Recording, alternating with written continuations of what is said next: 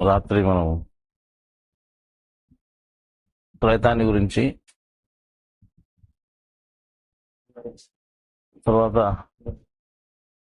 కాలాన్ని గురించి, కాలం అంటే దేవుడని, దేవునికి సంబంధించిన కాలానికి ఆ దేవునికి సంబంధించిన పేరే పెట్టిన అని, దేవుడు అనుకోకుండానే దేవుడు అనుకున్నంత మాత్రాన సరిపోదు, దేవుడిలోనికి ఐక్యం కావాలని అందులోనే ఇంకొక వాక్యం దానికి కనిపించినారని, అదే యోగమని, అదే ద్వాపర యోగమని, త్రైతర యోగమని, ఈ రకంగా యోగాలను వాటి పేర్లను మనం తెలుసుకున్నాము.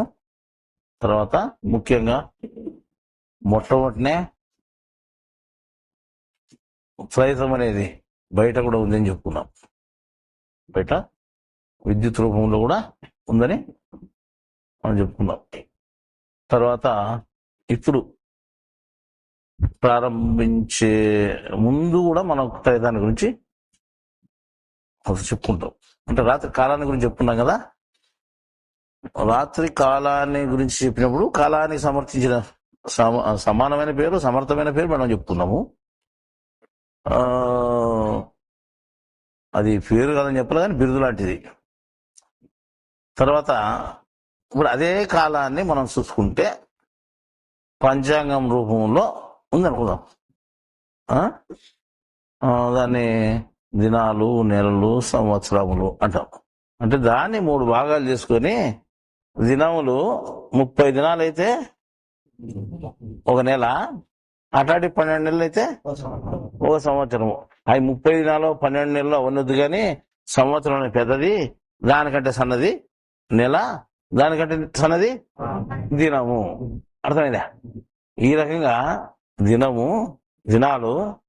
30 దినాలు వచ్చి ఒక నెల, 12 నెలలు వచ్చి ఒక సంవత్సరం. అంటే ఈ కాలాన్ని 3 భాగాలుగా మనం లెక్కేసుకుంటున్నాం. అంటే ఇది త్రైతమునే మీకు అర్థం కావాలని 3 భాగాలుగా పెట్టారన్నమాట. అంటే దేవుడు ఎటువంటి పద్ధతిలో ఉన్నాడంటే 3 రకాలుగానే ఉన్నాడు. అంటే మీలో కూడా ఈ విధంగా విభాగించి ఉన్నాడు, బయట కూడా ఉన్నాడు, కాల స్వరూపంగా ఈ విధంగా ఉన్నాడు. అంతటా మొత్తం ప్రపంచం అంతా నువ్వు చూసుకుంటే ఇప్పుడు త్రైతమే కనిపిస్తాను చూడు అనే రకంగా కాలం కూడా 3 రకాలుగా విడిపోబడిందని సంవత్సరాలు, నెలలు, దినాలుగా మనం ఇప్పుడు చెప్పుకుంటున్నాం కొత్తగా. అంటే ఇది ఉంది మనకు, అంటే జ్ఞాపకం లేదు. ఇప్పుడు చెప్పినా మనకు అవునా కరెక్టే అనిపిస్తుంది మీకు, అంతే కదా. తర్వాత ఇంకోటి అంటే ఒక దినంలోకి వస్తే సెకండ్లు, నిమిషాలు, గంటలు. అర్థమైందా? 60 సెకండ్లు వచ్చి 1 నిమిషము, 60 నిమిషాలు వచ్చి 1 గంట. అర్థమైందా? ఈ రకంగా ఒక చిన్నవి సెకండ్లు, రోజంత పెద్దవి నిమిషాలు, పెద్దది గంట. ఈ రకంగా 3 రకాలుగా ఉంది అనమాట. అంటే త్రైతం. ఇప్పుడు నువ్వు ఏడవు, ఎన్నో నిమిషాల్లో ఉన్నావు అంటే త్రైతంలో ఉండవు, ఏ దినంలో ఉన్నావు అంటే త్రైతంలో, ఏ నెలలో ఉన్నావు అంటే త్రైతంలో ఉండవు, ఏ సంవత్సరం అన్నా కూడా త్రైతంలో ఉండవు, ఏ యుగంలో అంటే త్రైతంలో ఉండవు. ఇంకా పక్క మీద లేదు. అర్థమైందా? ఇప్పుడు అంటే కాలస్వరూపం ఏ రకంగా ఉందో చూసుకుంటానా మీరు? అంటే బయట వస్తువుల్లో గాని, కాలంలో గాని, ఇంకో చోట గాని, ఇంకో దాంట్లో గాని, ఇంకో విధానంలో గాని, ఈ విద్యుత్తు అందరికి ఉపయోగపడే విద్యుత్తులో గాని అంతా 3 రకాలుగా సృష్టింపబడింది అందరికి తెలిసే రకంగా. కానీ మనం దాని మీద ధ్యాస లేదు కాబట్టి మనకు తెలియలేదు. ఇప్పుడు ధ్యాస వచ్చింది కదా మనకు. రాత్రి ఎందుకు చెప్పలేదు అని చూడాలి. రాత్రి నాకు తెలుసు, ఇప్పుడు చెప్తున్నాడు. అర్థమైందా? ఇప్పుడు ఈ రకంగా మనం కాలాన్ని గురించి మళ్ళా రోత అంటే త్రైతం అంటే ఎట్లుంది అనే విషయాన్ని మనం రోంత గొప్పగా మనం చెప్పుకున్నాం. అంటే ఇప్పుడు త్రైతానికి మీరు చాలా దగ్గరకు వచ్చినారు, ఇంకా పక్క వేదానికి లేదు మీరు. ఇంకా పక్క వేదానికి ఎటువంటి అవకాశం లేదు. అర్థమైందా? ఈ రకంగా త్రైతము అనేది ఇటు ముందర చూసినా, ఇటు వెనుకలు చూసినా, ఇట్లా మనం ఎక్కడ చూసినా, ఎక్కడ పోయినా అది మనలో కలుసుకోనుంది, కలుపుకోనుంది. మనము దూరంగా ఉన్నాం, మన భావాలు దూరంగా ఉన్నాయి త్రైతానికి. కాబట్టి ఈ 3 అనేటువంటి విధానాన్ని బాగా పూర్తి జ్ఞప్తి పెట్టుకుంటే మనకు చాలా మంచిది అని చెప్తున్నా కదా. సరే, ఇది త్రైతాన్ని గురించి. మళ్ళీ ఇప్పుడు నెక్స్ట్ అంటే జ్ఞానం సంబంధించిన విషయాన్ని గురించి మనం చెప్పుకుంటాం. ఇది కూడా జ్ఞానమే. అంటే త్రైతాన్ని గురించి చెప్పుకుంటూ వచ్చాం 4 తూర్లు ఇప్పటికి. అండము, పిండము, బ్రహ్మాండం అన్నీ అయిపోయినాయి. బ్రహ్మాండంలో బయటకు వచ్చి కరెంట్లోకి పోయినాము, తర్వాత వచ్చి కాలంలోకి పోయినాం, సంవత్సరాలకు కూడా పోయినాం, మనం యుగాల్లోకి పోయినాం. సరే, ఇప్పుడు దీంట్లో యోగాల్లో అంటే మనం దాంట్లో భగవద్గీతలో 2 యోగాలు చెప్తేవి కనపరాటి చెట్టు 2 కనపరాని ఒక యోగం అని చెప్పినారు.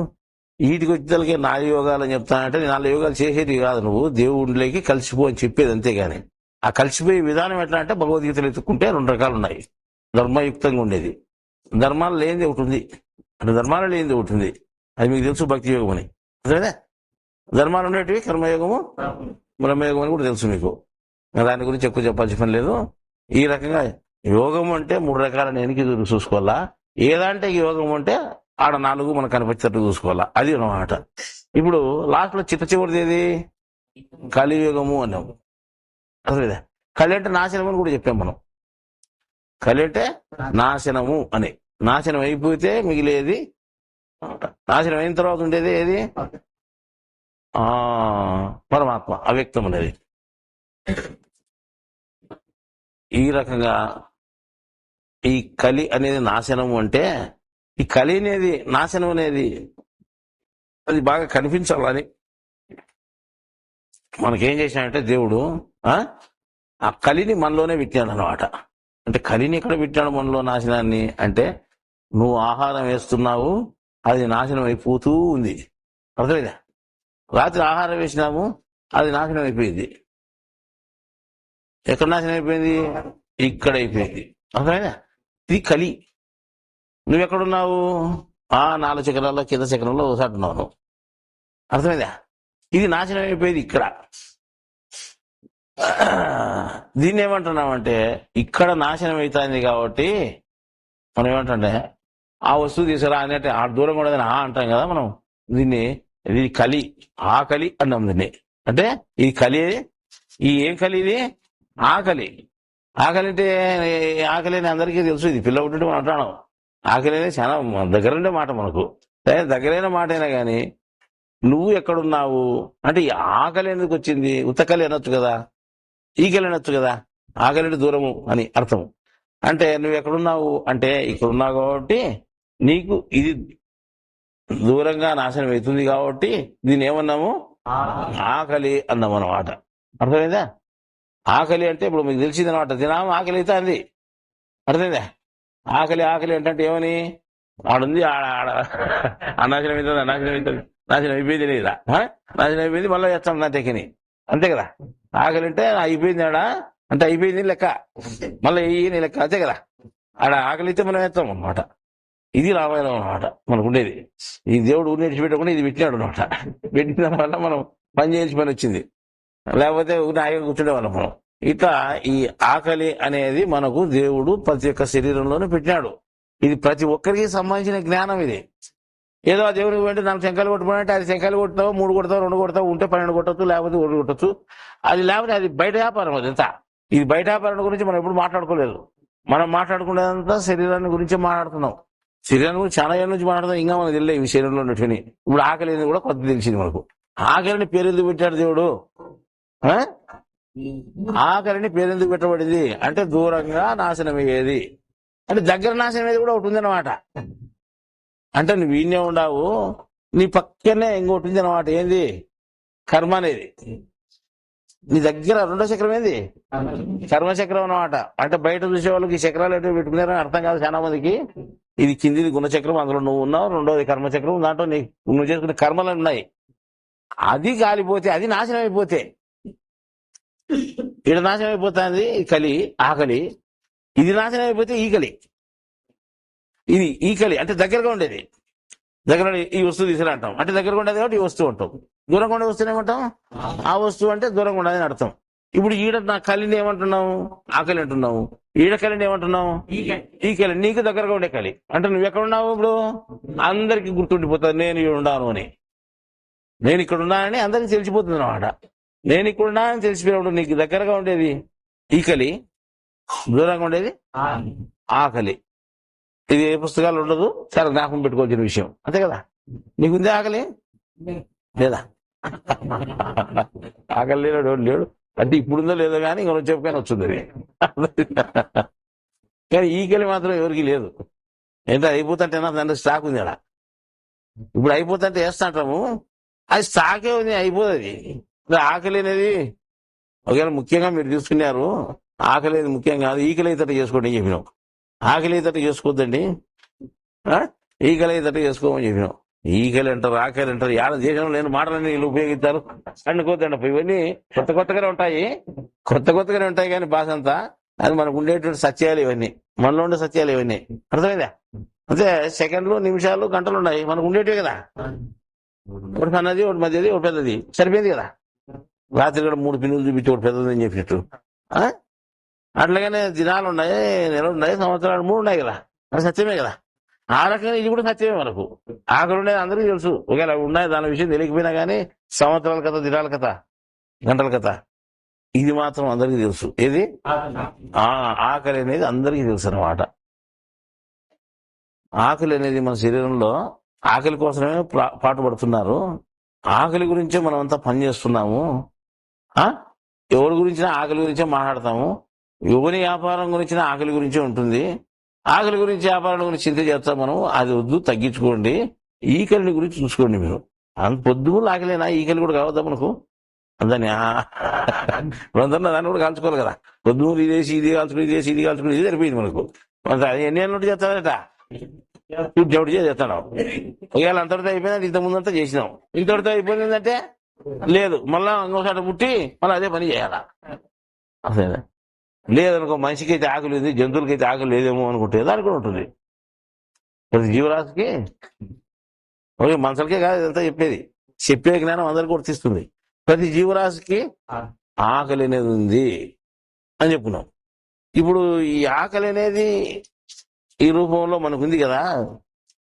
ఈ ఆకలి అనేది మళ్ళీ ఎందుకైతా ఉంది అంటే, ఇది ఆహారం వేస్తా ఉంటే కాలిపోతుంది కాబట్టి అయితా ఉంది. నాకు సిస్టమ్ లోపల ఉంది అన్నమాట. సరే, ఇది మనకు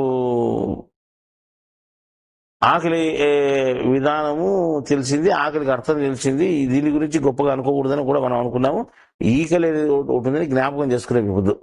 ఇంతటితో మనం దీని సంబంధం వదిలిపెట్టి దీనికి ఇంకో రోజంతా పక్కకు పోయి చూస్తాం అన్నమాట. ఇదంతా ఆకలి కానీ, ఈకలి కానీ ఎక్కడ కావాలా? శరీరంలో కావాలా. అర్థమైందా? ఈ శరీరం అంతా ప్రకృతి నిర్మితమైంది చెప్పాం. ప్రకృతి నిర్మితమైంది అంటే పంచభూతాల నిర్మితమైంది. దీంట్లో ఆకాశం ఉంది అంటే ఖాళీ జాగా ఉంది, గాలి ఉంది, గాలి ఆటోమేటిక్ ఉంది ఊపిరి రూపంలో. అగ్ని ఉంది, వేడి ఉంది మనకు. అసలు నీరు ఉంది, నీరు అందరికీ తెలుసు, నీరు ఉండేది మనం ఒంటికి పోతున్నా కదా. ఇదంతా ధాతుకణాలంతా భూమి ఉంది, తిక్కుంటే మన కూడా వస్తుంది మాకు. ఈ 5 వస్తువులతో తయారైంది మన శరీరం. అందరికీ తెలుసు 5 వస్తువులు ఉన్నాయని. దీంట్లో లేదని ఎవరు చెప్పేదానికి అవకాశమే లేదు, సత్యం అది. ఈ 5 వస్తువులు ఉండే శరీరం మామూలుగా ఉండాలి, కానీ దీనికి అంటే ఓ ప్రత్యేకత ఉంది అనమాట. అంటే పని చేసే విధానం ఉంటుంది. ఇవన్నీ ఉన్నా కానీ కదలకుండా కూర్చోవచ్చు. నిద్రవ్యవానికి ఉన్నాయి అన్ని. నిద్రవ్యవానికి ఆకాశం, గాలి, అగ్గి, నీరు అన్నీ ఉన్నాయి ఆయనకి కూడా, ఆవిడ శరీరంలో కూడా. కానీ అప్పుడు పని చేయలేదు, ఊరి పడిపోయినాడు. అంటే చనిపోయినోడు ఎట్లా పడిపోయి ఉంటాడు అట్లే సేమ్ అది ఆ విధంగా పడిపోయి ఉంటాడు అనమాట.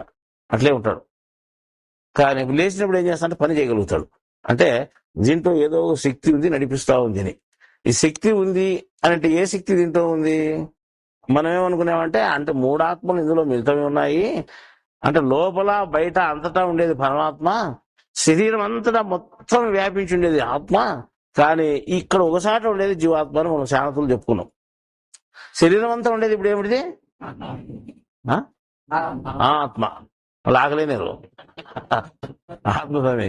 శరీరం అంతా ఉండేది ఆత్మ, ఆకలి ఒకసారి ఉండేది ఆత్మ అంతటా ఉంది. ఈ ఆత్మ అనేది ఉంది, దానికి ఒక శక్తి ఉంది, దాని శక్తి ఉపయోగించుకొని పని చేస్తా ఉంది. ఇప్పుడు నువ్వు ఆహారం వేసేది ఎవరికి వేస్తున్నావు అనే పాయింట్ మనం తీసుకుంటే, నువ్వు వేస్తున్నావు ఆకలి అయ్యేది నీకు, ఆహారం వేసేది ఎవరికి అని మీరు చెప్తున్నారు. అంటే అందరికి తెలుసు ఇది. మనం ఏదో తింటాడే, మనం ఆకలి అయితే మనం తింటున్నాము, మనకి ఉపయోగపడుతుంది అని అందరూ అనుకుంటారు. కానీ ఉపయోగపడేది ఎవరికి? ఆ లోపల ఈ చిన్న ఆహారము ఉపయోగపడేది అంతా ఆత్మకే.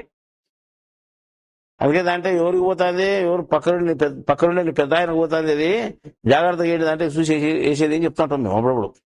అంటే ఇది వేయద్దండి, ఎప్పుడంటే ఇప్పుడు వేయద్దండి, వేసి చూసేయండి అంతేకి అని చెప్తాడు అనమాట. ఇది శరీరం అంతా వ్యాపించినది ఏమిటిది? ఆ, ఇది అంటే ఇది బడిలో పాఠం లాగా ఉంటుంది.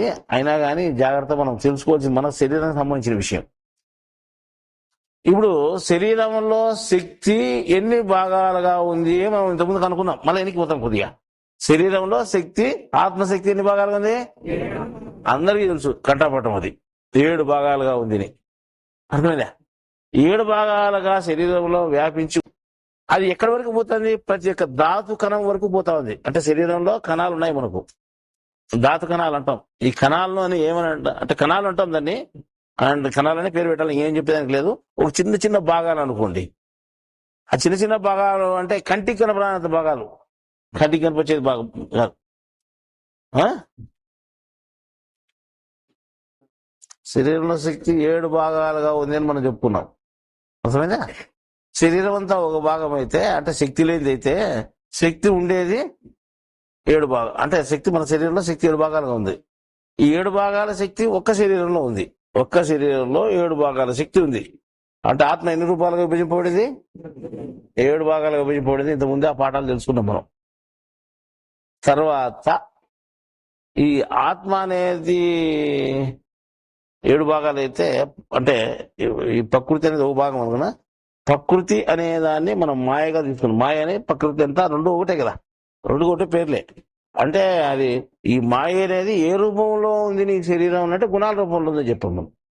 త్వరలో గుణాల రూపంలో ఉంది. అంటే ప్రపంచమంతా దేవుడు వ్యాపించున్నాడు. విశ్వమంతా ఉండే జీవరాశుల్లో మాయ వ్యాపించి ఉంది అని చెప్పాం. మాయ అంటే ఇక్కడ బయట లేదు, అది శరీరం లోపల ఉంది అని మనం చెప్తున్నాం. ఎక్కడుంది? శరీరం లోపల ఉంది, అంటే గుణాల రూపంలో ఉంది అని చెప్పాం అనమాట ఇంతకుముందు. అది కేవలం గుణాల రూపంలో ఉంది. ఆత్మ రూపంలో ఉంది. ఆత్మ 7 భాగాలుగా విభజింపబడింది. కానీ మాయ అనేది అంటే ప్రకృతి అంటాం, ప్రకృతి అంటే పంచభూతాలు అంటాం, పంచభూతాలు అంటే శరీరం అని కూడా అంటున్నాం. శరీరం అంతా కూడా పంచభూతాల రూపంలో ఈ మాయ అనేది ఉంది అనమాట. మాయ అనేది గుణాల రూపంలో ఉంది, ప్రకృతి రూపంలో, శరీరం రూపంలో కూడా, శరీరం అంతా కూడా ఉంది. దీనికి మనం అంటే ఇది ఒక మానవుని శరీరంలోనేనా అని మనం ఆలోచన చేస్తే, ఏ మానవ అంటే ప్రతి ఒక్క అంటే జీవరాశి శరీరంలో కూడా ఆ విధంగానే ఉంది అనమాట. అంటే చెట్లకు చేమలకు పోతే దాని శ్వాస విధానం వేరు, శ్వాస ఉంది. దాని కష్ట సుఖాల విధానం వేరు, అది పద్ధతి వేరు. కానీ అది ఉద్బీజాలు అంటే భూమి నుంచి పుట్టేటువంటి, బీజం నుంచి పుట్టేటివి, అంటే భూమిలో విత్తనం నుంచి పుట్టేటివి. అవి వాటి సిస్టమ్ కొద్దిగా తేడా ఉంది. కానీ అంటే అవి జీవరాశులే, వాటికి ప్రాణం ఉంది. అవి గాలి పీలుస్తున్నాయి. ఏవి? చెట్లు. అర్థమైనా? ఎట్లా పీలుస్తున్నాయి మనకు తెలుసు. ప్రతి ఆకులోనూ ఎన్నో రంధ్రాలు ఉన్నాయి. ఆ రంధ్రాలే దానికి శ్వాసలుగా ఉపయోగపడుతున్నాయి అన్నమాట. అంటే ముక్కు రంధ్రాలకు ఉపయోగపడుతున్నాయి. శ్వాసలు పీల్చుకునే దానికి అవకాశం ఉంది. ప్రతి ఆకు వెనక పక్కన చిన్న చిన్న రంధ్రాలు ఉంటాయి. అంటే మైక్రోస్కోప్ లో చూస్తే కానీ అర్థం కావు. అన్ని ఆకుల్లోనూ శ్వాస పీలుస్తుంది. మనం పీల్చేది ఒకే ఒక ముక్కు, అంటే 2 రంధ్రాల ద్వారా. దానికి కొన్ని లక్షల రంధ్రాలు ఉంటాయి. సరేనా? ఈ విధంగా అన్నిటికీ ప్రాణం ఉంది. కానీ మనం వాటిని తీసేసి మనం పిండజాలుగా ఉన్నటువంటి వాటి శరీరంలో, అంటే అండజాలుగా ఉండే శరీరంలో కూడా కేవలం ఉద్బీజాలను పక్కన పెట్టేసి అండజాలు, పిండజాలు, గుడ్డు నుంచి పుట్టినటువంటివి, గర్భం నుంచి పుట్టినటువంటివి, పిండం నుంచి పుట్టినటువంటివి, వీటిని మనం లెక్కించుకొని చూస్తే వీటి అన్నిటి శరీరాలు ఉన్నాయి కదా. అవి కూడా మన అండజాలు కానీ పిండజాలు కానీ ముక్కురంధ్రాల ద్వారానే శ్వాస పీలుస్తున్నాయి కదా. దానికి మనకు 2 కాళ్ళు, 2 చేతులు ఉన్నాయి, 4 ఉన్నాయి. దానికి 4 ఉంటాయి. అంటే అన్ని కాళ్ళే అంటాము, కానీ మనకు 4 ఉన్నాయి. మనకు కూడా కాళ్ళేలు ఇవి ఏంటంటూ ఉపయోగించుకున్నాడు అనమాట. చేతుల మాదిరి, చేతులని పేరు పెట్టుకున్నాం. దానికి 4 ఉన్నాయి, మనకు 4 ఉన్నాయి. అన్ని ఎట్లా ఉంటాయి? చెవులు ఉంటాయి. ఏమంటే కొమ్ములు గుట్లేవు మనకు. అర్థమైందా? అంటే కొమ్ముల రూపంలో ఇంకో రూపంలో ఉన్నాయి. అంటే మనకు ఆ రూపంలో లేవు, ఇంకో రూపంలో ఉన్నాయి అనమాట.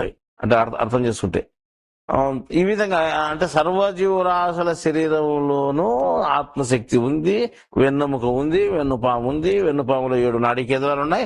7 నాడీ కేంద్రాలు 7 విభాగాలుగా ఆత్మశక్తి శరీరం అంతా ప్రసరింపబడుతూ ఉంది. అర్థమైందా? శరీరం అంతా అంటే ప్రకృతి నిర్మితమైన శరీరం అంతా ప్రసరింపబడుతూ ఉంది. ఈ ప్రకృతి ప్లస్ ఆత్మ రెండూ కలిసి ఉన్నప్పుడు సజీవమైన శరీరం ఉంది. అంటే సజీవమైన అంటే నువ్వుతో కూడా అంటే కలిసి జీవుడుగా ఉన్నాడు. అంటే సజీవుడు అంటే సజీవము అంటే జీవుడితో సహా ఉన్నాడు. ఆత్మ శరీరంలో ఉంటే ప్రకృతి అయినటువంటి శరీరం ఒకటి ఉండి అందులో ఆత్మ 7 భాగాలుగా విభజింపబడి ఉంటే అందులో నువ్వున్నావు, నువ్వు వేరేవనివి. అర్థమైందా? ఆత్మ లేకపోతే నువ్వు ఉండవు. సరే, నువ్వు కూడా ఉన్నావు. నేనే మొత్తం ఏమనుకుంటా అంటే మనిషి ఏం తెలియని విధానంలో ఇప్పుడు జ్ఞానం తెలిసింది కాబట్టి ఓహో ఇంతనా సిస్టమ్ ఉండేది మనం అనుకుంటాను. తెలియనప్పుడు అంతా నేనే అనుకుంటాడు మనిషి అంతా. ఇంకొక ఆత్మ ఉందని పరమాత్మ ఉంది అనుకోడు.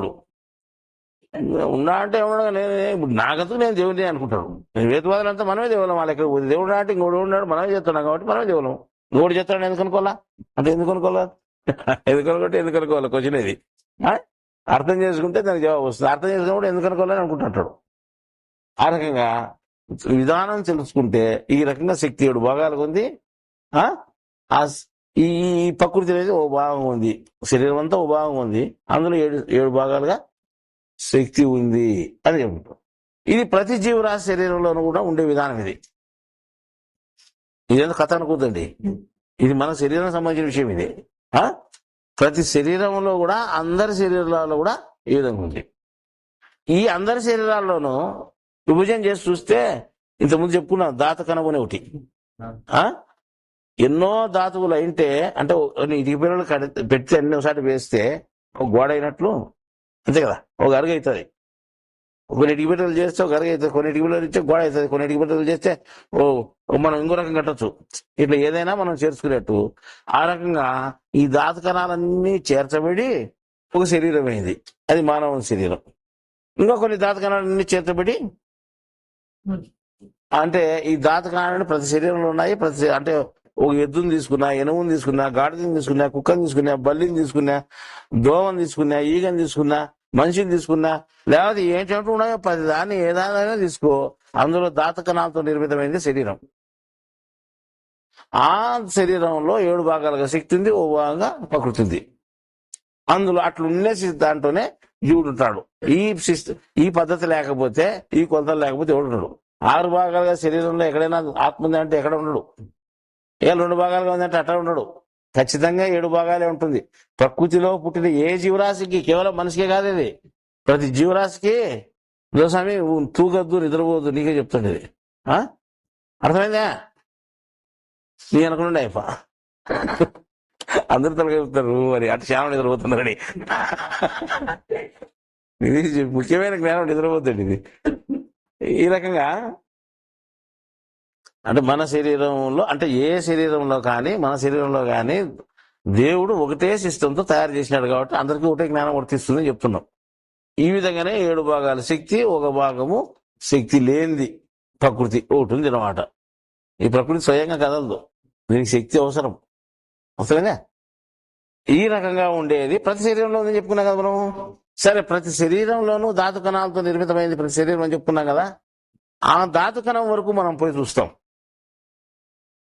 ఆ ధాతు కణాలు ఎన్నున్నాయి మన శరీరంలో? ఇప్పుడు ధాతు కణాలు అంటున్నాం కదా మనం, అంటే అవి ఎన్నున్నాయి అని లెక్కేస్తే మనం ఓ పెన్ను తీసుకొని అటు చుక్క పెడితే, ఒక పెనతో, చిన్న పెన్న దగ్గర మందంగా రాసి పెనతో అటు చుక్క పెడితే, మందం చుక్క కనపచ్చేటట్టుగా పెడితే ఆ చుక్క ఎంత ఎడల్పు అయితే ఉంటుందో అంత ఎడల్పులో కనీసం కొన్ని లక్షల సంఖ్యలో అవి పడతాయి అన్నమాట, ఉంటాయి. అంటే ఒక పెన్ను తీసుకొని చుక్క పెడితే ఆ చుక్కలో కొన్ని లక్షల సంఖ్య ధాతకానాలు ఉన్నాయి. అంటే ఇదంతా లెక్కేసుకుంటే చాలా అవుతుంది, మనకు కోట్లు అవుతుంది. అన్ని దాతలు ఉన్నాయి స్వామి. డాక్టర్ నీకు బాగా తెలుసు అనుకుంటా. మనకు మందులు ఇచ్చేది ఒకటి తెలుసటవా? లోపల అటు చూసుకుంటే అర్థం కాదు సిస్టమ్ ఇది. ఈ సిస్టమ్ ఎట్టుందంటే ఎముకలో గానీ ఎముక ధాతు కణాలు ఉన్నాయి. ప్రతి చోట అన్ని ధాతు కణ నిర్మితమే అనమాట. అది ప్రతి శరీరంలోనూ ధాతు కణం నిర్మితమైనటువంటి శరీరం. అందులో ఈ ధాతువులు ఎట్లున్నాయంటే కొన్ని కోట్ల సంఖ్యలో ఉన్నాయి. అసలేనా పెన్నుతో ఒక చొక్క గుర్తు పెడితే ఆ గుర్తులో కొన్ని లక్షల కణాలు ఇమిడి ఉంటాయి అని మనం చెప్పొచ్చు అన్నమాట. అన్ని ఉంటాయా అనుకోవచ్చు, అంటే ఒక లక్షన్నర ఉంటాయి అనుకోవచ్చు. అట్లా కాదు, ఇంకా లెక్క చెప్తే కనీసం 10 లక్షల కణాలు ఉంటాయి అన్నమాట.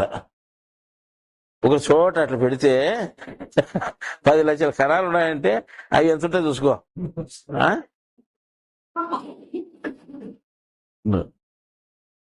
గుండు తలకాయ ఉంటది కదా, చిల్లాది ఒక్కించి అర్థించి ములికి చూడు, అర్థించి ములికి తలకాయ ఉంటుంది చూడు. అంత దాంట్లో ఓ 10 లక్షలు ఉన్నాయనుకోండి, బాగా అర్థమవుతుంది. చాలా చిన్నగా చెప్పి అర్థం కాదు. ఇప్పుడు అర్థించి ములికుంటుంది కదా, ఎంతలా ఉంటుంది? ఇంకా అంతే కదా ఉండేది. గుణసు తలకాయ ఎంత కదా ఉండేది, అంతే కదండి. దాంట్లో 10 లక్షల కణాలు ఉంటాయి అనుకుందాండి. అంటే ఇన్ని లక్షల కణాలు ఒక చోట ఉంటే, అవన్నీ ఉంటే మొత్తం శరీరం అంతా ఇంతలా ఉంది. మనకు ఎన్ని కణాలు ఉండాలి? మనకు చాలా కణాలు ఉంటాయి, కోట్లలో ఉంటాయి అన్నమాట. ఇంత ఈ కోట్లలో ఉండే కణము అంటే మనం తినే ఆహారం అంతా ఎక్కడి వరకు పోతుంది? ఆ కణాల వరకు పోవాల. ఆ కణాల వరకు పోయేదానికి ఒక సప్లై కావాలి కదా. మనం ఏం చేస్తాం? నీళ్లు పారబెట్టినట్టు లోపల కాలువలు తీసి దేవుడు పారబెడతాడు రక్తాన్ని. అంటే ఇవి కొట్టకపోతేగా మనం వీడు వేసినవి కడుపులోకి పోయి అవి జీర్ణమయ్యి అవి ఆత్మకు ఎవరికి ఉపయోగపడతాయని చెప్పినాం. మళ్ళీ ఎక్కడ పోతాడు? మనకే అనుకోదండి. ఆత్మకు ఉపయోగపడాలంటే అని చెప్పినాం మనం. అది ఎవరికి ఉపయోగపడతాయన్నాం? ఆత్మకు ఉపయోగపడతాయన్నాం. ఈ ఆత్మకు ఉపయోగపడాలంటే ఏం కావాలా అంటే ఇక్కడ నుంచి అక్కడే సప్లై కావాలి, ట్రాన్స్పోర్ట్ కావాలి మనకు. అంటే బయట కదా మనం లారీలు పెట్టుకున్నట్టు ట్రాన్స్పోర్ట్ సిస్టమ్ ఉండాలన్నమాట. ఆ ట్రాన్స్పోర్ట్ సిస్టమ్ ఏం చేసినాడు? దేవుడు ఏం చేసినాడంటే రక్తాన్ని పెట్టినాడు లోపల.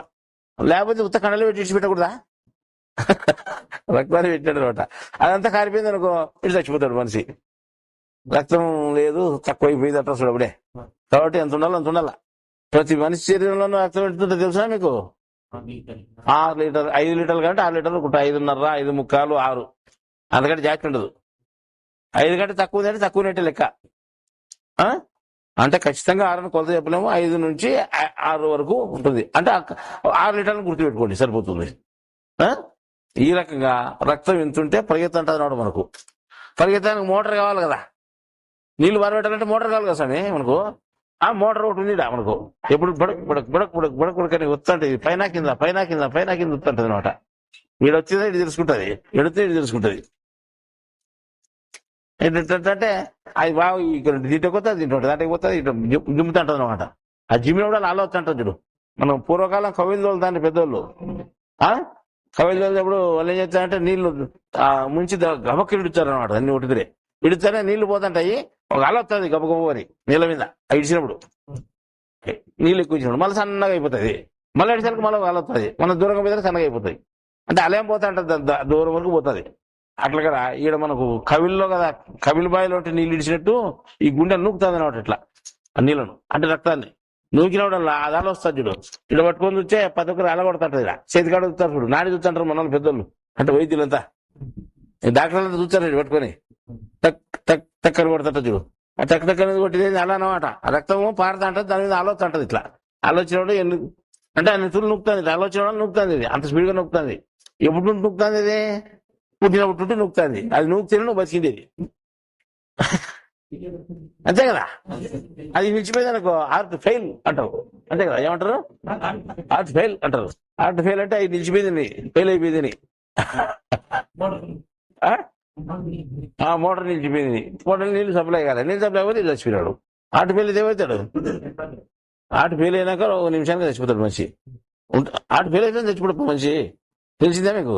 హార్ట్ ఫెయిల్ అయినాక ఇది రక్త ప్రవాహం నిలిచిపోయినాక నాకు వానికి ఊపిరి ఆడకుండా నిలిచిపోయి శక్తి లేకుండా పోయి వాడు సన్నగా చచ్చిపోతాడు. అది హార్ట్ ఫెయిల్ అంటారు. కళ్ళు తిరిగి కళ్ళు చేలేస్తాడు, పడిపోతాడు, జ్ఞాపకం లేకుండా అయితే చచ్చిపోతాడు. అది హార్ట్ ఫెయిల్ అంటాం. ఈ పంపు పెట్టినాడు దేవుడు. ఈ పంపు ఎందుకు పెట్టినాడు? ఆ ధాతు కణాల వరకు ఈ రక్తం సప్లై కావాలని. ఏది సప్లై చేయాలా? నువ్వు తిన్న ఆహారం సప్లై కావాలా? అర్థమైందా? ఈ తిన్న ఆహారము సప్లై కావాలి కదా. మళ్ళా ఆహారంతో సరిపోయిందంటే గాలి పిలుస్తున్నాం మనం. ఆహారం వదిలేస్తే అదే అరిగి అరిగి స్టాక్ అయిపోతుంది. ఈ గాలి పొదుగులు పిలుస్తాను నేను. అర్థమైందా? ఈ రక్తం పొదుగులు పరిగెత్తా ఉంది. దానికి కావాల్సిన ధాతు కణాలకు గాలి కూడా అవసరం. ఇది ఎవరికి అవసరం? ఇది ఆత్మకు గాలి అవసరం.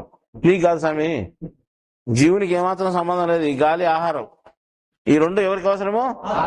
ఆత్మకు అవసరం. కాబట్టి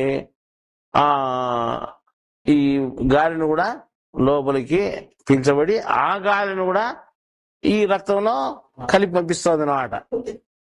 అట్లా సిస్టమ్ ఉంది. రక్తంలో ఎట్లా కలిసిపోతుందంటే ఇక్కడ పోయి ఊపిరితిత్తుల్లోకి పోతాను, ఊపిరితిత్తుల్లోకి రక్తం వచ్చి ఉంటుంది. దాంట్లోకి మనం పీల్చిన శక్తి పోతుంది. అంటే ఈ గాలిలో శక్తి అంటే ఆక్సిజన్ అనేది ప్రాణవాయువు ఉంటుంది చూడు. ఆ ప్రాణవాయువు అనేది దాంట్లోకి పోతుంది. ఆక్సిజన్ అనేది లోపల ఉన్నటువంటి బొగ్గు పులుసు వాయువు ఉంటుంది చూడు, అంటే కాలిపోయింది. మనం బండ్లు ఉంటాయి చూడు మామూలుగా, ఈ కార్లు, జీపులు, బస్సులు, లారీలు. దీనికి ఏం చేయాలంటే సైలెన్సర్ ఒకటి ఉంటుంది వెనకాల. సైలెన్సర్ అంటే పొగ్గొట్టం. అదంతా కాలేదు పోయేదానికి. దానికి అంత ఉత్తర కాలేదంటే దానికి గాలి ఎట్లా ఉంటుంది? మళ్ళీ దానికి ఎయిర్ క్లీనర్ అని పెట్టింటాం, గాలి వచ్చి గొట్టం పెట్టింటాం. బయటికి గాలి వచ్చి గొట్టం ఒకటి ఉంటుంది దానికి. ఆ గాలి శుభ్రంగా పోవాలని క్లీనర్ పెట్టింటాం. దాంట్లో ఏమైనా దుమ్ము దూలు వచ్చినా దాంట్లో చిక్కు అంతా ఒల మాదిరి పెట్టింటాం. ఆ ఒళ్ళ చిక్కునేటట్టుగా, ఆ ఒళ్ళ కూడా దాటిపోకుండా దాంట్లో నూనె పోసి పెట్టింటాం. మళ్ళీ ఆ నూనెకి వేసుకునేటట్టుగా. మంచి నూనె పెడితే చిక్కగా అయిపోతుంది, దుమ్మత పడేది. మళ్ళీ తీసి క్లీన్ చేసేస్తుంటాం. అంతే కదా. దాన్ని ఏమంటే ఎయిర్ క్లీనర్ అంటాం కదా. అంటే గాలిని శుభ్రం చేసి పంపించేది అని. అట్లా గాలి పోయేది పెట్టినాడు, అంటే వచ్చేది పెట్టినాడు, బండికి పోయేది పెట్టినా కదా. అట్లయితే అది నడుస్తుంది అనమాట. దానికి ఒక శక్తి ఏర్పడి. ఇప్పుడు మనకు కూడా ఏం చేశాడంటే ముందే పెట్టినాడు దేవుడు. ఇదంతా కనిపెట్టక ముందే గాలి వచ్చేది పెట్టినాడు, పోయేది పెట్టినాడు. అట్లయితే ఈ గాలి వచ్చేది ఇట్లా వస్తా ఉంది. ఇది దీంతో ఉండేది రక్తంలోకి పోతా ఉంది, కలిసిపోతా ఉంది. ఈ రక్తంలోకి పోయినది ఏమైతుందంటే ఎక్కడి వరకు పోతా ఉంది? ఇవాళ దానికి ఏదో జ్ఞానం చెప్పి ఇవేదో కథ చెప్తాను అనుకోద్దండి. ఇదంతా జ్ఞానమే. ఇది మన శరీరంలో ఉండే జ్ఞానం. ఇదంతా మీకు తెలుసునో తెలుదో, డాక్టర్లు ఉండే వాళ్ళకి తెలిసి ఉంటుంది. ఇంకా కొంతమంది సైన్స్ చదువుకున్న వాళ్ళు కూడా తెలిసింటుంది. తెలిసినట్లే చెప్తాను, రోజంతా వాళ్ళకి తెలియని చెప్తాను అంతే. ఇప్పుడు వాళ్ళకి తెలిసే విధానము, దీంట్లో తెలియని విధానం ఏమిటో నేను చెప్తాను. ఈ రక్తం అంతా ఇక్కడి నుంచి పీల్చబడే గాలిని ఇక్కడి నుంచి తిన్నటువంటి ఆహారాన్ని రెండింటిని తీసుకొని ఇది పేగుల నుంచి రక్తం లేకపోతుంది, ఇది ఊపిరితిత్తుల నుంచి రక్తం లేకపోతుంది. ఇదంతా తీసుకొని పోయి ధాతు కణాల వరకు పోతుంది. అంటే లక్షల సంఖ్యలో ఉన్నాయని చెప్పిన చూడు ఓ పాయింట్లో. ఆ లక్షల సంఖ్యలో ఉండే ధాతు కణాల వరకు పోతే ఇక్కడి నుంచి తిన్నటువంటి ఆహారము ఇక్కడి నుంచి పోయిన గాలి ఆ ధాతు కణంలో చేరిపోతుంది. చేరిపోయి ఒక్కొక్క ధాతు కణం అంటే లక్షలతో ఉన్నాయి ఒక పాయింట్లో. ఆ ధాతు కణం ఎట్లున్నాయంటే ఒక్కొక్కటి ఒక ఫ్యాక్టరీ మాదిరి ఉందన్నమాట. నిత్యము వర్క్ జరుగుతుంట చూడు. ఆ నిత్యం వర్క్ జరిగే ఫ్యాక్టరీ మాదిరి ఇంత ముందు కూడా చెప్పాను నేను. దాంట్లో ఈ తిన్నది ఉంటుంది మనకు కట్టెలు, ఈ కట్టెలతో సమానము ఇది గాలి. ఇప్పుడు మంట మండాలంటే గాలి ఉండాలా, కట్టెలు ఉండాలా, అప్పుడైతే మండుతుంది. అగ్గి ఆటోమేటిక్ ఉంటుందా? ఈ రెండు అగ్గి అంటే శక్తి, అంటే ఆత్మ అనేది. ఈ రెండు అడివే మండిపోతాయి. ఇక్కడ నుండి తిన్నది, అక్కడి నుంచి పీల్చినది, ఈ రెండు మండేదానికి ఉపయోగపడుతున్నాయి. ప్రతి ధాతు కణంలోనూ ప్రతి క్షణంలోనూ మంట మండుతా ఉంది, బగ్గర మండిపోతున్నాయి. ఆ మండిపోయిన తర్వాత దాంట్లో వచ్చిన గాలి ఉంటుంది కదా, కాలుష్యమైన గాలి, అది మళ్ళీ బయటకు వస్తుంది. అట్లా పోయి ఇట్లా పోయి మళ్ళీ శరీరంలోకి వచ్చి మళ్ళీ ఒంటి గుండాను, చెమట గుండాను, ఈ శ్వాస గుండా మళ్ళీ బయటికి పోతా ఉంది. ఇన్ని రకాలుగా. అర్థమైందా? ఈ తిన్నటువంటి ఆహారము ధాతు కణాల వరకు పోయిన తర్వాత ఈ గాలిని మనం తిన్న ఆహారంలో ఉన్నటువంటి గ్లూకోజ్ రెండు కలిసిపోయి బగ్గన మంట మండుతా ఉంది. ఆ రకంగా ప్రతి అణువులోనూ మన శరీరంలో మండుతా ఉంది. కాబట్టి ఎప్పుడూ శరీరం ఉష్ణంగా ఉంటుంది, అంటే వేడిగా ఉంటుంది. ఈ వేడి ఎక్కడి నుంచి వస్తా ఉంది? ఆడ మంట మండుతా అంటే వస్తుంది, ఆడ మంట మండుతుంది. ఈ చిన్న చిన్న చోట్లంతా మంట మండుతుంది ప్రతి నిత్యము. ఆడ మంట మండేదానికి కట్టెలు అవసరమే, మంట మండేదానికి గాలి అవసరమే, మళ్ళీ అదంతా పోయేదానికి క్లీనింగ్ సిస్టమ్ అవసరమే. ఇంత రామాయణం ఉంది ఆడ. ఇంత రామాయణం అందరికీ తెలుసు. ఇంక తెలియనిది ఏమి అంటే కొంతమందికి ఇప్పుడు ఈ ధాతు కణం ఒకటి ఉంటుంది కదా, నేను చెప్పిన శక్తి 7 భాగాలు, ప్రకృతి 1 భాగము అని. ప్రకృతి అంతా కలిసి మన శరీరంగా నిర్మితమైంది, ఒక శరీరంగా 5 భాగాలు ఉండే ప్రకృతి కూడా. ఈ ప్రకృతి అంటే శరీరంలో శక్తి 7 భాగాలుగా ఉంది కదా. ఈ శక్తి 7 భాగాలుగా ఉంది.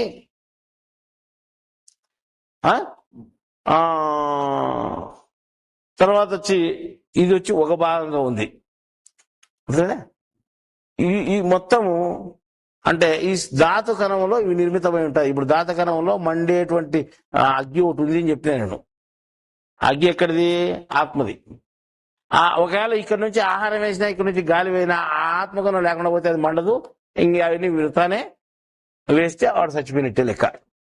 ఎప్పుడైతే అది లేదో ఈ మంట ఆరిపోతుంది, శరీరం చల్లబడిపోతుంది, వాడిని చచ్చిపోయినాడు అంటాం మనం. ఇప్పుడు శరీరం ఉడుగ్గా ఉండేదానికి ఎవరు కారణం? జీవుడా? ఆత్మ కారణం? ఆత్మ కారణం అన్నమాట. ఈ రకంగా ఈ శరీరములో ఈ శక్తి అగ్గిగా ఉండి ఇది మంట మండించే శక్తిగా ఉండి దీన్ని కాల్చుతా ఉంది. వచ్చిన గాలిని, వచ్చిన ఆహారాన్ని. ఎప్పుడైతే అక్కడ దానికి ఆహారం సప్లై, గాలి సప్లై బాగా అవుతా ఉందో అప్పుడు నీకు అంటే ఇక్కడ కడుపులో అన్నం ఉన్నా లేకున్నా బాగానే ఉంటుంది మనిషికి. అంతేనా? ఒక్కొక్కరి అన్నం తినకుండా మనిషికి ఏమి ఆకలి అనిపించదు. అర్థమైందా?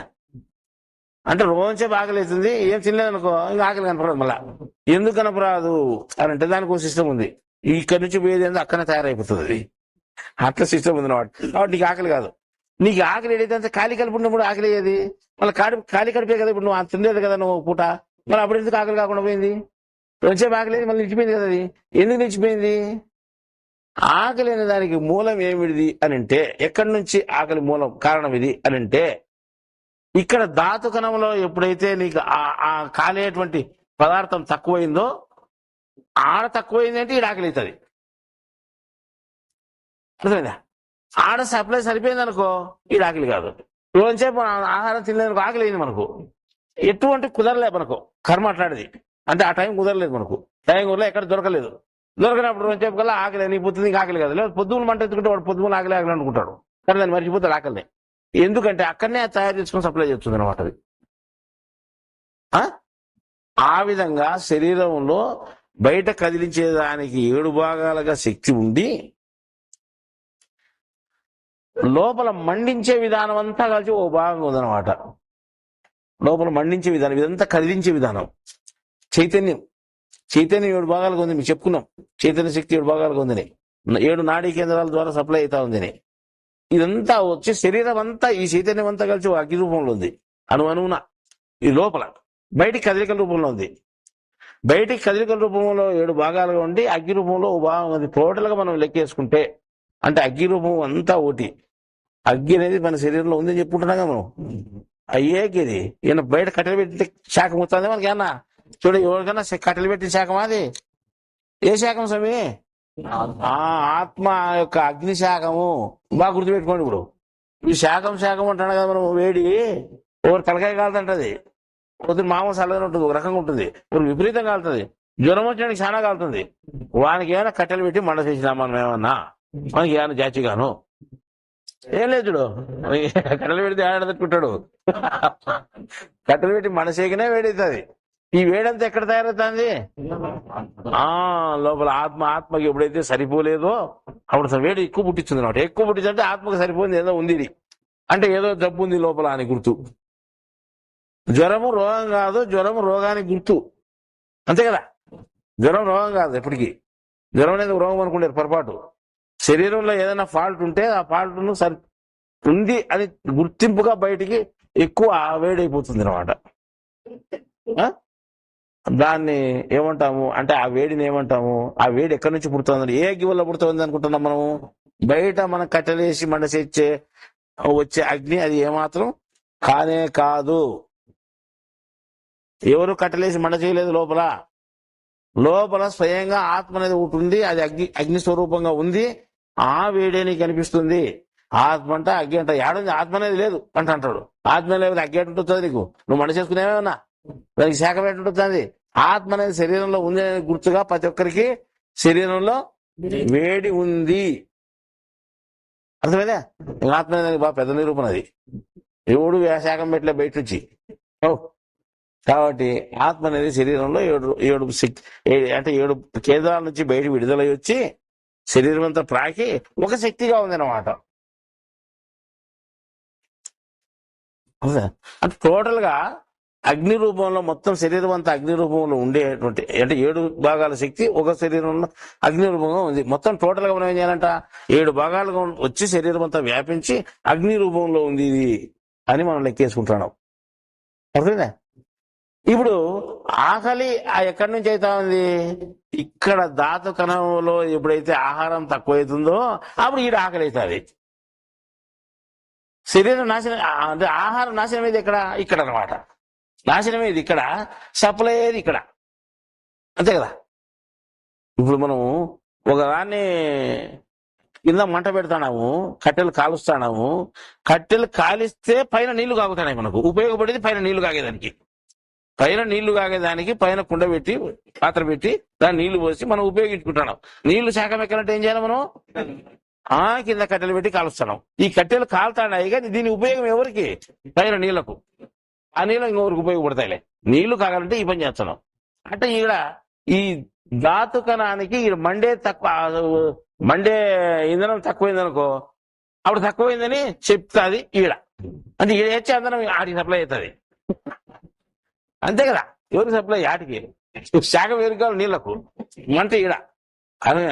ఆకలి ఈడ, ఉపయోగపడేది శరీరం అంతా. దాని అర్థమైందా? ఇప్పుడు ఇదంతా మళ్ళీ ఈయనకి పోయి కథ చెప్పు మళ్ళీ ఆకలి కాడికి వచ్చినాం మనం. అంతే కదా? ఇప్పుడు ఆకలి అంటే మీకు అర్థం కావాలంటే పూర్తి ఇది ఆకలినే ఎక్కడి నుంచి అవుతుంది? దూరం అంటే జీవుడు ఒకసారి ఉన్నాడు, వానికి సంబంధించి లేదు, అది వేరేది. కాబట్టి నాది కాదు బాబా వాంది అంటాం. వీడు ఆడికి పోయి అడుక్కోపో, వాంది నాకు సంబంధం లేదంటాం కదా. అంటే జీవునికి ఏం సంబంధం లేదు. ఇదంతా ఆకలింత ఎవరికి సంబంధం? ఆత్మకని చెప్పినాం. శక్తి ఎవరికి ఉపయోగపడతాను? ఆత్మకు ఉపయోగపడతాను. ఈ ఆత్మ అగ్గిగా ఉంది కదా, దానికి కాలేదానికి తక్కువ వచ్చినప్పుడు ఏం చేస్తుంది? ఇది కాలేదానికి తక్కువ లేకుండా మనం ఏం చేసినాం అనుకో, ఇది ఏమైనా అయ్యలేదనుకో, ఇక సరిపోని విధానం ఏదైనా వేసినాం అనుకో, దానికి ఇబ్బంది అవుతుంది. దానికి ఉపయోగపడేది వేస్తే మంచిది. అంటే ఆహారము గాలి ఎవరికి ఉపయోగపడుతుంది? ఆత్మకు ఉపయోగపడుతుంది. కాబట్టి ఇది 2 మంచి ఆహారము మంచి గాలి లోపలికి వేయండి అని చెప్తుంటాం. మంచి గాలి ఎట్లా మనం పీల్చుకుంటుంటాం, అదే చెప్తే వాతావరణ కాలుష్యం ఇది మంచి గాలి కాదంటాం చూడు. అంటే దాంట్లో మంచి గాలి ఉంది, చెడ్డగాలి ఉంది. దీంట్లో కూడా మంచి ఆహారం ఉంది, చెడ్డ ఆహారం ఉంది. నేను చెప్పిన 19 తినదని స్వామి రోగాలు వచ్చాయి మీకని. చాలా మంది 19 తినే వాళ్ళు ఉంటే చిన్నది ఎందుకు తింటారు? ఒకవేళ ఇంకోటి ఏంటో సెలెక్ట్ చేసుకుని తినండి. ఎవరన్నా కుక్కలను తిన పర్వాలేదు, 19 తినదని చెప్పిన నేను. కుక్కలు విడిచిపెడతారు, 19 తింటారు. 19 కంటే కుక్కలు చేస్తారు. దాని మాత్రం తెలియదు. ఏంటో అంటే మంచి ఆహారం మంచి గాలి ఏంటి అని చెప్పేదానికి ఇది. ఆ తర్వాత నీళ్లు కూడా మనకు అవసరమే. అంటే నీళ్లు అనేది మనకు ఇప్పుడు సబ్జెక్ట్ కాదు కాబట్టి మేము చెప్పుకోలేదు. అంటే ఈ రకంగా మనం ఆకలి అవుతా ఉందంటే ఇది పద్ధతి అనమాట. దాహం అయితే అది వేరు. దాహం కూడా ఎవరికి ఆత్మకే పనికి వచ్చేది.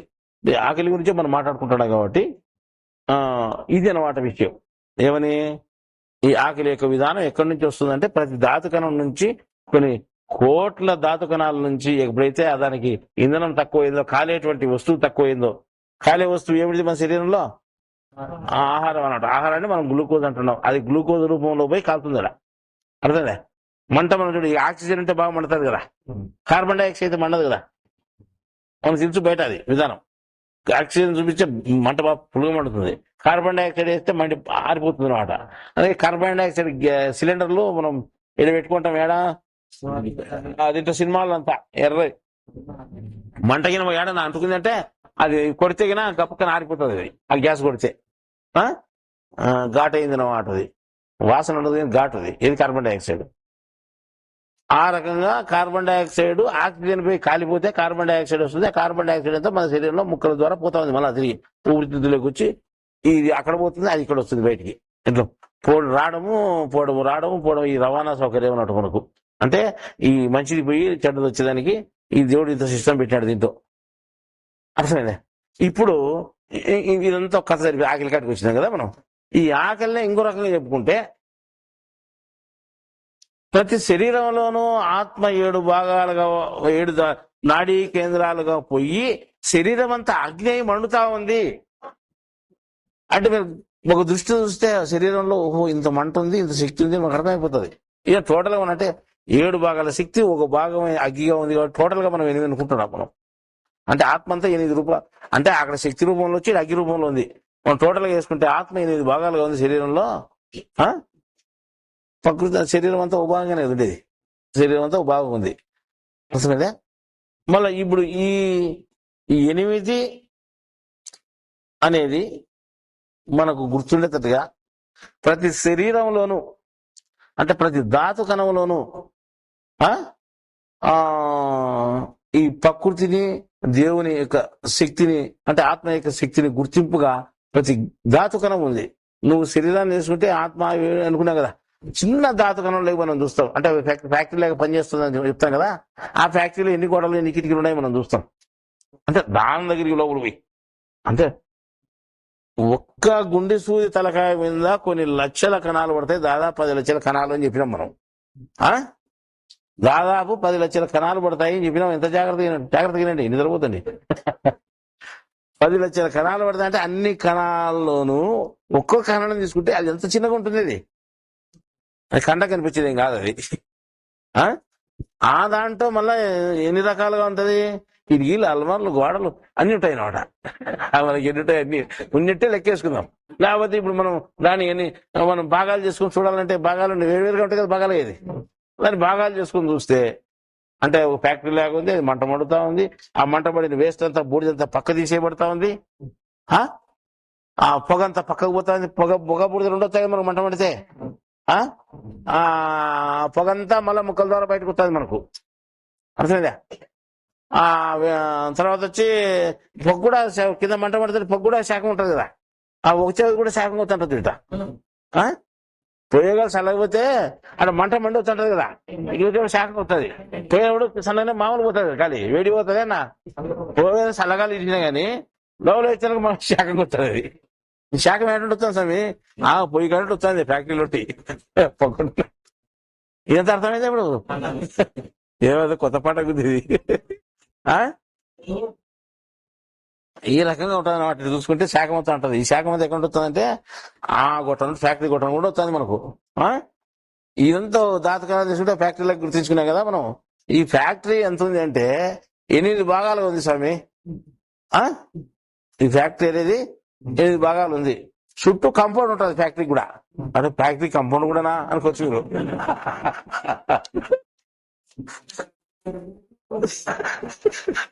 ఇదేదో అర్థమే జ్ఞానం కాదు మనకి. ఇంకా దాంట్లో బయట చూసుకుంటే ఆకాశంగా, అంటే జిల్లా చూసుకుంటే పెద్దది, జిల్లా కంటే రాష్ట్రం పెద్దది, రాష్ట్రం కంటే దేశం పెద్దది, దేశం కంటే అన్ని దేశాలు పెద్దవి, కొన్ని దేశాలు పెద్దవి. ఇదంతా భూమండలం అంతా లెక్కేసుకుంటే ఎంత ఉంది? ఓ సముద్రం అంతా విశాలంగా ఉంటే ఇది అది 3 భాగాలు ఉంటే ఇది ఒక భాగం ఉంది. ఏది సముద్రం నీళ్ళన్నీ ఒక భాగం ఉన్నాయి, 3 భాగాలు ఉన్నాయి. భూమి అంతా కలిసి ఒక భాగమే. 3 భాగాలు నీళ్లు, ఒక భాగం భూమి. మళ్ళీ ఈ భూమిలో ఇన్ని దేశాలు మనిషి ఏంటి పెద్ద ఏమి అసలు లెక్కలేను. ఈ మనిషిలో కోట్లలో ఉన్నాయి, ఇంకెంత ఉండదు చూసుకో. ఇది అంటే ఈ దేవుడు ఎట్ట తయారు చేసాడు అసలు పెద్ద విచిత్రం కదా ఇది. ఇన్ని కోట్ల సంఖ్యలో బయట చూసుకుంటే ఏది లెక్కలేదు అసలుకు. ఓ భూమండలం చూసుకుంటే, ఓ దేశం చూసుకుంటేనే, నీళ్ళని చూసుకుంటే ఎంత, భూగోళం మొత్తం చూసుకుంటే ఏమో పెద్ద చాలా విషయాలు ఏదంటే ఇట్లా భూగోళంలో కొన్ని లక్షలు అయితే ఓ సూర్యునితో సమానం అనమాట. ఇవన్నీ సూర్యుని గోళంలో తీసివేయచ్చు, కొన్ని లక్షలు పడతాయి దాంట్లో. మంచంలో చెన్ని పట్టాలి, ఎంతమంది పట్టరా? ఇంకా అయ్యే పని కాదు. అట్లా లెక్కేసుకుంటే ఇది చాలా సూక్ష్మాది సూక్ష్మాది సూక్ష్మాది సూక్ష్మాది సూక్ష్మం. అర్థమైందా? ఈ ధాతు కణాన్ని లెక్కేసుకుని చూస్తే ధాతు కణం అనేది ఉంది. దానికి చుట్టూ కాంపౌండ్ కూడా ఉంది. అది ఆడ చూసినారు మీరు అడగచ్చు, చూసినది అందరికి తెలిసింది కొంతమందికి. ఈ కాంపౌండ్కి ఒక పేరు, ఆ ఫ్యాక్టరీకి ఒక పేరు మనం పెట్టామన్నమాట. ఫ్యాక్టరీ అంతా దేవుంది, కాంపౌండ్ అవుతుంది ప్రకృతి అనమాట. అట్లా లెక్కేసుకుందాం అంతే కదా. ప్రకృతి ప్రకృతి మన శరీరంలో ఉంది కదా. ప్రకృతి అంతా ఓ భాగం ఉంది, దేవుడు ఇన్ని భాగాలుగా ఉన్నాడని చెప్పినాం. అంటే 7 భాగాలుగా ఉండి ఒక అగ్గి స్వరూపంగా ఉన్నాడు కాబట్టి ఆ ఆ, మనం ఆ 7ను ప్లస్ అగ్గి స్వరూపాన్ని అంతా కలుపుకుంటే 8గా లెక్కించుకోవాలి మనము. 8గా లెక్కించుకుంటే 8 భాగాల ఫ్యాక్టరీ అయితే ఒక భాగం కాంపౌండ్ ఉంది. అంటే ఇల్లంతా కాంపౌండ్ ఉంది కదా. ఇల్లు సుమారు కట్టుకుంటే దానికి కొంత కాంపౌండ్ కట్టుకోవటం. ఈ ఇల్లు ఎంత ఉందో దాని బయట విస్తీర్ణం ఎంత ఉంది అంటే కాంపౌండ్ విస్తీర్ణం ఒక భాగం ఉంది. అంటే మనం ఇడిచి ఒక 5 అడుగులు ఇడిచి కట్టుకునేం అనుకో, ఇల్లు 15 అడుగులు ఉంటుంది. దానికి ఆ లెక్క వేసుకుంటే జాతి తనే వల్ల అంటే ఇది 40 అడుగులు ఇల్లు అంటే 5 అడుగులు ఎదురు అనుకుంటే 8 నిమిషాలు అయిపోతాను ఇది.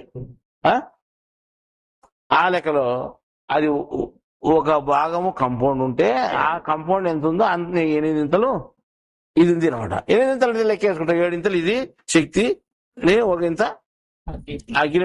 మా లెక్కలో ఆత్మ ఇంతేలే ఉంది అనుకున్నాం, అంతే ఉంటుంది అనుకున్నాం మనం కూడా. ఈ దీన్ని అంటే ఈ 8 ఇంతలు అంటే ఈ కణం ఉంది కదా, ఇప్పుడు చిన్న కణం, ఈ కణం 8 ఇంతలుగా ఉండే కణము పొటాషియం ఉంటుందా? పొటాషియం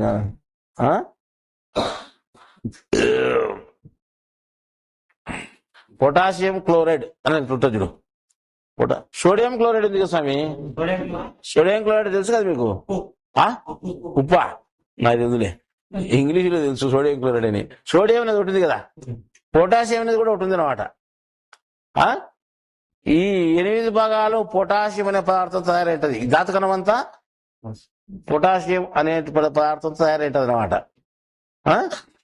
ఈ కంపౌండ్ మాత్రం సోడియం అనేది అంతా తయారైంటది. మన శరీరంలో ఏ జీవరాశి కానీ మన శరీరంలో ధాతుకణం చుట్టూ ఒక భాగం సోడియం ఉంటుంది. ధాతుకణం అంతా ఈ సోడియం ఎంతైతే ఉందో అంత 8 ఇంతలు పొటాషియం ఉంటుంది. 8 ఇంతలు మనం లెక్కేసుకుంటే అది దేవశక్తి, ఇది ప్రకృతి శక్తి అనుకోవాలి మనం. ప్రకృతి ఒక భాగము, 8 ఇంతలు ఆత్మ భాగము అనుకోవాలి. ఆత్మ అంతా 7 భాగాలుగా వచ్చి 8వ భాగంగా ఇక్కడ తయారైంది కాబట్టి టోటల్ గా 8 భాగాలు, ఒక భాగంగా అంటే అగ్గిగా తయారైంది కాబట్టి టోటల్ 8 భాగాలుగా లెక్కేసుకుంటాం. అర్థమైందా?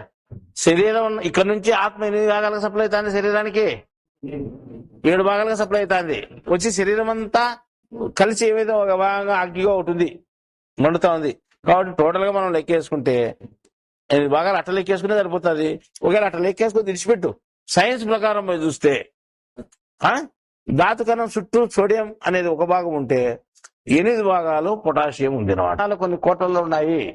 దీనికి ఆకలి అయితే మనకు ఆకలి అవుతుంది.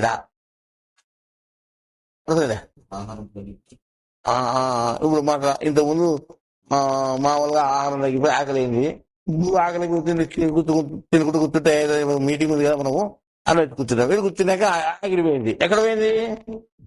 ఆహారం కాదు కదా, ఆహారం అన్నీ సప్లై చేసినారు. ఎవరు చేసినారు? లోపల వాడు చేసినారు సప్లై. మన సంబంధం లేక నువ్వు లేకపోతే వాని పోలే నేను చేసుకుంటాను ఆయన.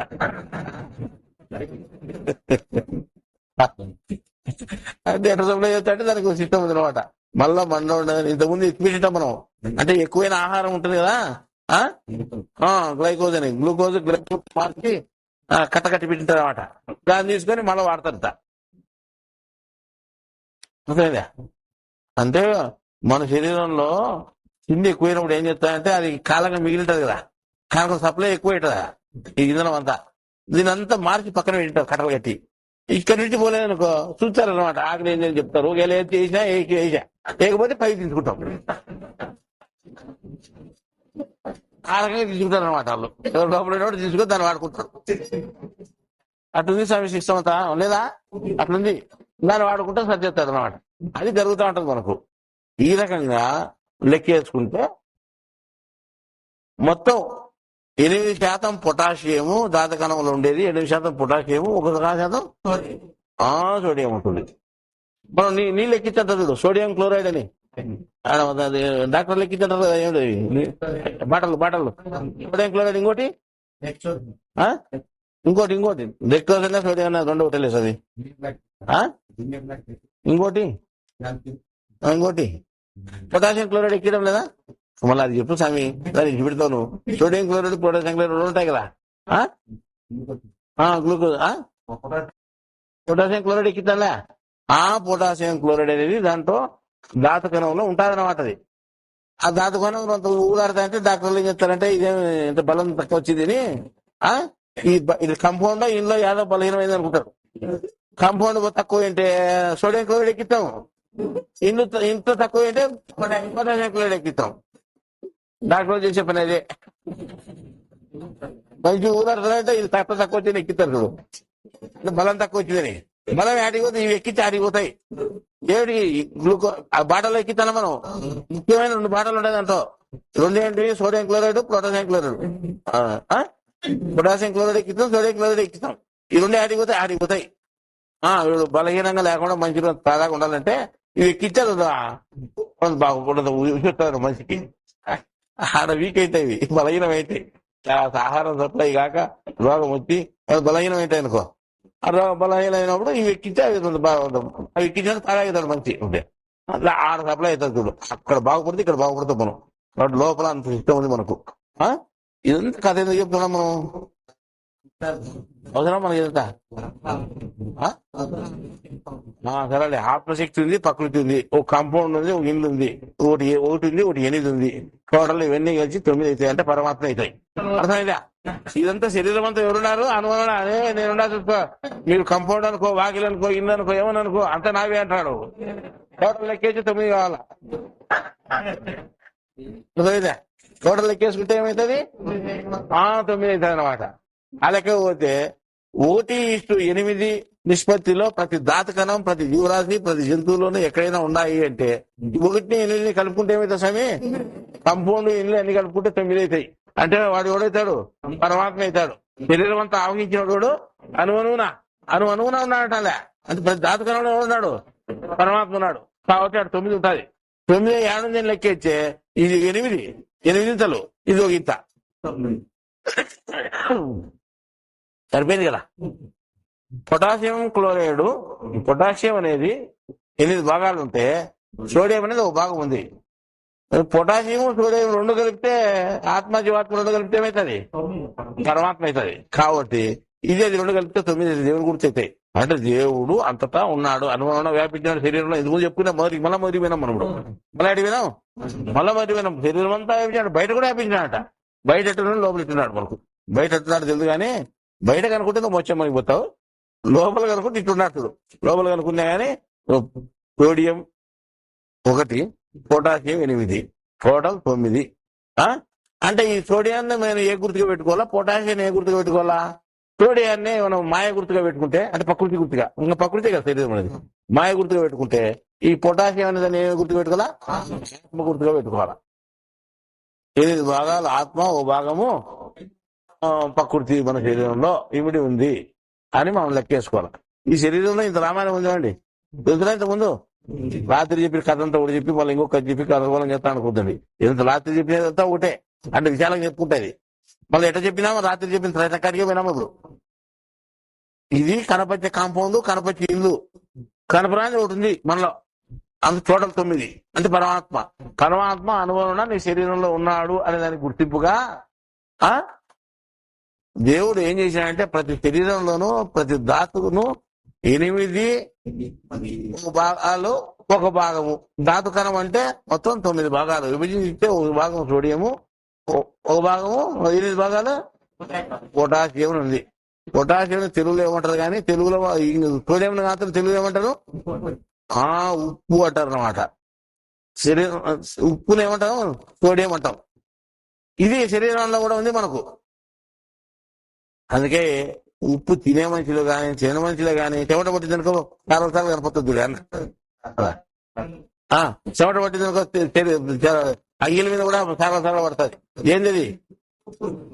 ఉప్పు అన్నమాట. నేను ఏడైనా ఉండాలని అంటే ఉప్పు ఏమిటి గుర్తు అంటే మాయ గుర్తు. అటువైతే మళ్ళీ మాయకి తీసుకొచ్చినాడు. పొటాషియం ఏందని గుర్తు? ఆత్మ గుర్తు. పొటాషియం ఆత్మ గుర్తు అయితే ఉప్పు దేనికి గుర్తు? మాయ గుర్తు.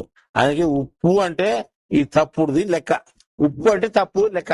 ఆ తప్పు అనేవాళ్ళు ఉప్పు అని పోయింది కాలం కొట్టకపోయింది అది. ఆ తప్పే అది ఎప్పుడు మనకు మాత్రం తప్పే. దాని జోలికి వినామంటే అంటే నువ్వు మాయలోకి వెళ్ళామంటే తప్పే అంటాను మనం. నువ్వు రైట్ గా ఉండాలంటే మాయలో పడకూడదు, అనుకునేదే ఆత్మజ్ఞానంలో ఉండాలి. నువ్వు మాయ జ్ఞానంలో పొందావంటే తప్పు జ్ఞానంలో పొందావంటే దాన్ని తప్పు అనే దానివి ఉప్పు అయింది అనుకున్నాంలే. అది తప్పేది మనకి ఎప్పుడు, మన లెక్కలో తప్పేది. అడుగు ఉప్పు అయింది ఇప్పుడు. ఈ ఉప్పు అనేది ఏడాడు ఉంది అంటే మొత్తం ప్రపంచం ఉంటుంది. మాయ అడుగుతున్నది కదా అది కూడా. దేవుడు ఏడుంటుంది నేను తీసుకెళ్తాను. అది 8 భాగాలు ఉన్నాడు అనుకో, నేను భాగంగా ఉంటాను. ఇది తీసుకుంటే అంతా కలిసి దేవుడు, అంతా కలిసి దేవుడే. ప్రకృతి మాయ అంతా దేవుడే. అంతే కదా, ఆత్మ ప్రకృతి అంతా కలిసి దేవుడే అవుతారు. జీవాత్మ అంతా కలిసి రెండు కలిసి దేవుడే కదా ఇది.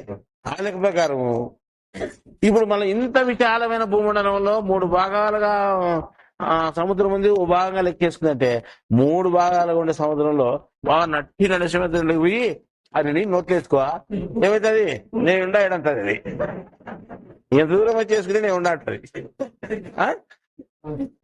అంతేకాదు ఇప్పుడు ఏడకైనా ఇప్పుడు భూమిలో ఉప్పు పొంగింటది ఒకసారి తెల్లగా, నేను ఈడ కూడా ఉన్నానని లెక్క పెడుతుంది. అర్థమైందా? ఏడన బయట ఉప్పు నీళ్ళు వచ్చాయి, మంచినీళ్ళు జాతి ఏడన తక్కువ ఉంటాయి నీకు, ఉప్పు నీళ్ళు ఎక్కువ. అంటే నేను ఉండేది జాతి చూసుకున్న పర్సెంటేజ్ విలువ అని. అర్థమైందా? నా ప్రభావం చాలా ఉంది చూడని ఏడ చూసిన ఉప్పు నీళ్ళు కనపడతాయి మనకు. దొరికేది మంచినీళ్ళు తక్కువ, ప్రపంచంలో జ్ఞానం తక్కువ, అజ్ఞానం చాలా జాతి స్వామి. ఆ రకంగా మంచినీళ్ళు తక్కువ దొరుకుతుంది, ఉప్పు నీళ్ళు జాతి దొరుకుతాయి మీకు. ఏడన కానీ గుర్తింపుది. ఈ ఉప్పు అనేది దేనికి మాయ, దేనికి ప్రతిరూపంగా ఉంది? మాయకు ప్రతిరూపంగా ఉంది. ఉప్పు అంటే మాయకు ప్రతిరూపం అని ఇప్పుడు కొత్తగా తెలిసింది కదా మాకు. ఉప్పు లేకుండా ఎవడన్నా పూ తింటాడా చెప్పు? మాయ లేకుండా ఏ మనిషి ఉన్నాడు?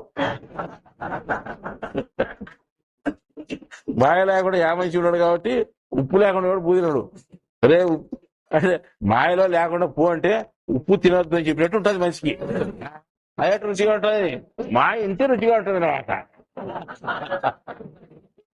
ఉప్పు ఉంటే రుచిగా ఉంటుంది, లేకపోతే ఎట్లా రుచిగా ఉంటుంది? మాయ మాటలు చెప్పు చాలా రుచిగా అవుతాం అనమాట.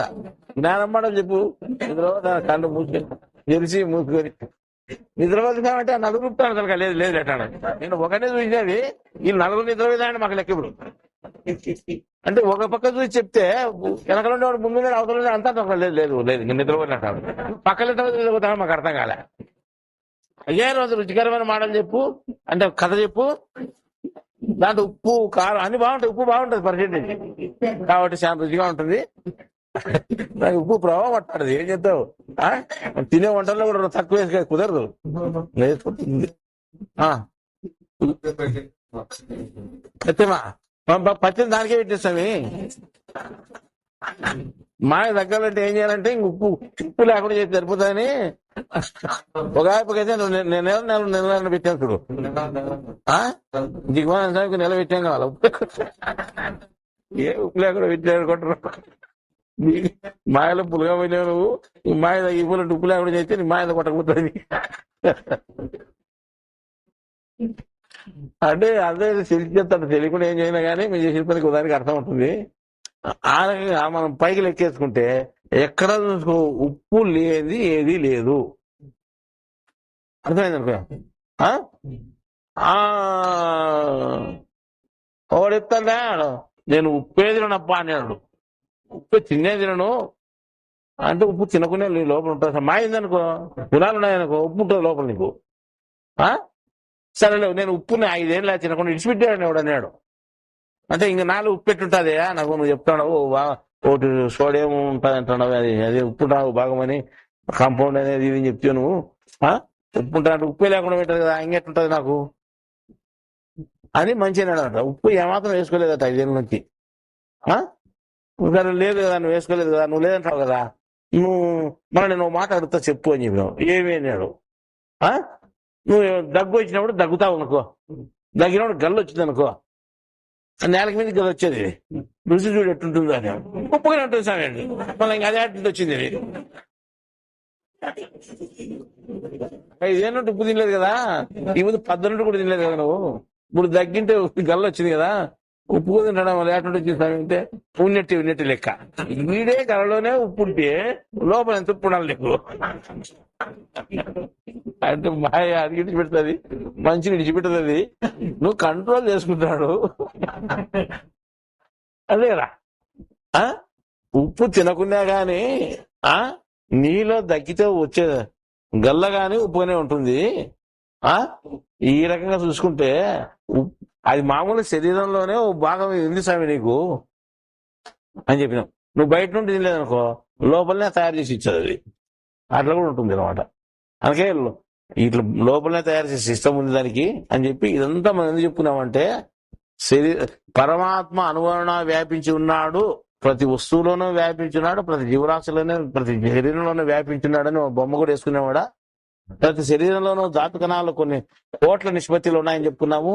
కొన్ని కోట్ల నిష్పత్తిలో ఉండేటువంటి ధాతు కణాలు మనకు ఎన్ని భాగాలుగా ఉన్నాయంటే 9 భాగాలుగా ఉన్నాయి. 8 భాగాలు పొటాషియం, 1 భాగం సోడియంగా ఉన్నది. కాబట్టి ఇవన్నీ లెక్కేసుకుంటే 9 అవుతాయి. కాబట్టి 9 మనం పరమాత్మ గుర్తుగా చెప్పుకున్నాం. కాబట్టి ఆ పరమాత్మ అనేవాడు అనుగుణంగా వ్యాపించి ఉన్నాడు అని ఒక నిరూపణగా మనము ఇప్పుడు చెప్పుకొని, శ్రైతం అనేది ఎంత తక్కువ వ్యాపించిందంటే దాత కణం వరకు వ్యాపించింది ఇది అని మనం చెప్పుకోవాల్సిన అవసరం ఉంది. ఇప్పుడు చెప్పిన జ్ఞానం అంతా ఇది కొత్తగా ఉంటుంది మీకు. ఏమేమిడితో చెప్పా తీసుకుపోయి ఎక్కడెక్కడ చేసా, లాస్ట్ ఉప్పు కాటికి తీసుకొచ్చా, పత్తి కాటికి తీసుకొచ్చా అని అంటే మేము యాటికి తీసుకొచ్చినా మీకు ఉప్పు తినని చెప్పలేదు. మీ బుద్ధి పుట్టినట్టు తినండి, కానీ మేము మాత్రం తినకుండా ఇడిచిపెట్టినాము. ఇడిచిపెట్టిన లోపల తయారవుతుంది, మనకేం సంబంధం లేదు అది. ఇది ఇంకా ఈ రోజు ఇంకా తిన చాలు.